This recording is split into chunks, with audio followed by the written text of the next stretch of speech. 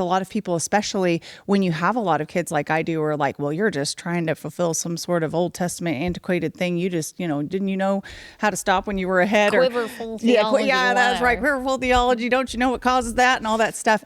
And it's like, well, I mean, I'm probably just as surprised as anybody that I have 10 kids. Like the Lord did that. I didn't do that. But you are planting seeds. The Bible says, Paul plants, Apollos waters, God brings the harvest. But you are looking forward to a harvest. You're not just potty training a kid.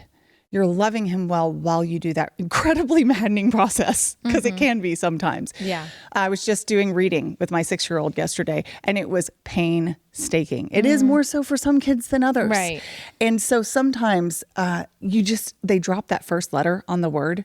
And so you sit, right? So it's it, and you're like, there was an S, you know? Yeah. That process is not just getting your child to the point of being able to comprehend words and sound them out. It's giving him a tool to understand the gospel better. He can read his Bible once he's, and all of that effort that you've put in has an obvious harvest right there. Yeah. That every kid who learns to read will receive. Yes. And then beyond that, you're giving him the ability to then read it to his children after him. So I have a whole chapter. My mentor, one of my best friends, Jennifer Flanders, who has 12 kids of her own, she's about 20 years ahead of me, said her favorite chapter in this book is chapter 10.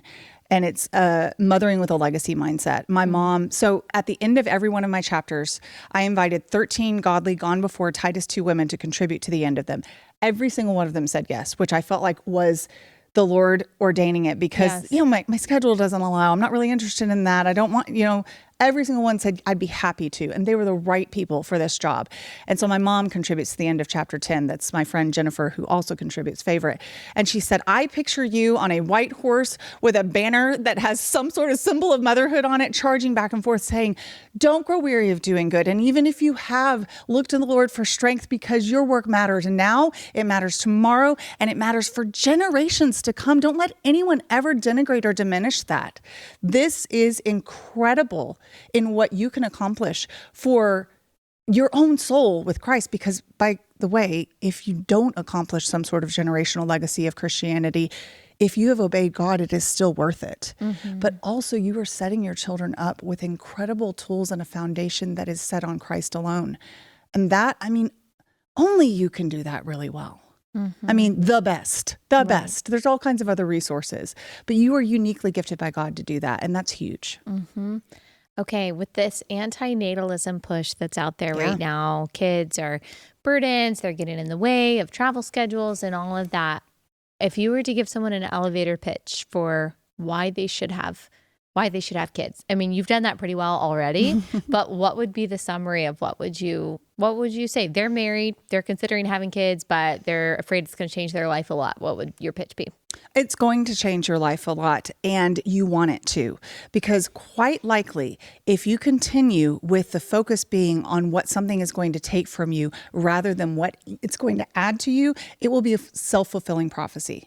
You will not have those things added to your life, whether they be more time management, whether it be more self-discipline, whether it be the joy of living for someone else and cheering for them, even if it's not your own personal victory. How cool is that as a parent? Yeah. That we get to say, I lost sleep over this, I'm in pain because of this, whatever, but I am seeing them succeed. Yeah. I tell this story in the book about how my son Simon made his first 3-pointer after the night before he said he couldn't. And I essentially gave him the bomb talk.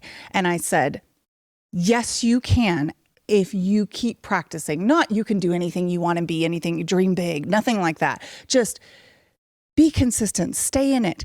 And I got to watch him make the ugliest 3-pointer you have ever seen in your life. And he turned around. This is a core memory of my life. Yeah. Turned around and raced back down the court, and he pointed at me.